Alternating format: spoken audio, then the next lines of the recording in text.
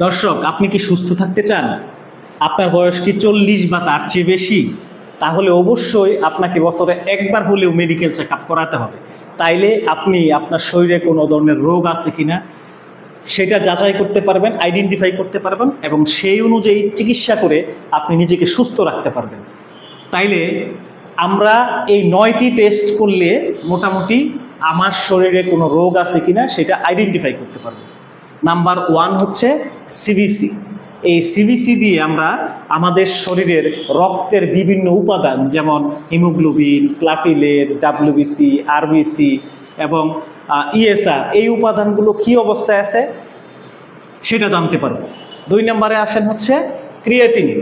এই টেস্টের মাধ্যমে আপনি আপনার কিডনির কন্ডিশন জানতে পারবেন। কিডনিতে কোনো রোগ বা প্রবলেম যদি থেকে থাকে এই টেস্টের মাধ্যমে আপনি আইডেন্টিফাই করতে পারবেন। 3 নম্বর হচ্ছে এএলটি। এটা লিভার ফাংশন টেস্ট। লিভারে কোনো অ্যাবনর্মালিটিস থাকলে এই টেস্ট করলে মোটামুটি আপনি জানতে পারবেন। 4 নম্বর হচ্ছে র্যান্ডম ব্লাড সুগার। ডায়াবেটিক্স আছে কিনা, ব্লাড সুগার বেশি আছে কিনা বা কম আছে কিনা, এই অ্যাবনর্মালিটিস বা নর্মাল রেঞ্জে আছে কিনা এটা জানার জন্য আপনি আরবিএস করবেন। T3, T4, TSH।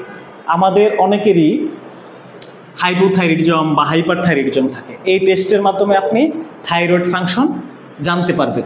6 নম্বর হচ্ছে ইসিজি। এই ইসিজির মাধ্যমে আপনার হার্টের টোটাল ইলেকট্রিক্যাল অ্যাক্টিভিটিস আপনি জানতে পারবেন। হার্টে যদি কোনো ধরনের রোগ থাকে বা কোনো অ্যাবনর্মালিটিস থাকে সেটা আপনি ইসিজির মাধ্যমে আইডেন্টিফাই করতে পারবেন। 7 নাম্বার হচ্ছে চেস্ট এক্স-রে। এই চেস্ট এক্স-রের মাধ্যমে আপনি আপনার ফুসফুস সহ বিভিন্ন কন্ডিশন আপনি জানতে পারবেন। 8 নাম্বার হচ্ছে আলট্রাসোনোগ্রাম অফ হোল অ্যাবডোমেন। এই আলট্রাসোনোগ্রামের মাধ্যমে আপনি আপনার ইন্টারনাল অর্গানগুলো প্রপারলি ফাংশনিং করতেছে কিনা বা কোনো প্রবলেম আছে কিনা সেইটাকে আইডেন্টিফাই করতে পারবেন। Urine RNA 9 number. এই ইউরিন আরএনএ টেস্টের মাধ্যমে আপনার ইউরিনের কোনো ধরনের ইনফেকশন আনতে পারবেন। তাইলে মোটামুটি এই 9টি টেস্ট করলেই আপনি আপনার শরীরের কোনো ধরনের অ্যাবনর্মালিটিস আছে কিনা বা প্রপারলি ফাংশনিং কিনা সব শরীরের সবগুলো অর্গান এই বিষয়টা আপনি কনফার্ম জানতে পারবেন। এতে কিন্তু আমাদের লাভ বেশি। কিভাবে লাভ? যদি আমরা এই টেস্টগুলো করি তাহলে আমার বডির কোনো না কোনো প্রবলেম যদি থাকে সেগুলো আমরা আইডেন্টিফাই করতে পারবো এবং ডক্টরের কাছে সময় মতো যেতে পারবো। তাতে প্রাইমারি লেভেলে যদি আইডেন্টিফাই হয় তাইলে রোগটাকে সহজেই আমি নিরাময় করতে পারবো। আদারওয়াইজ কিন্তু এই রোগ আস্তে আস্তে সিভিয়ারিটি বাড়বে।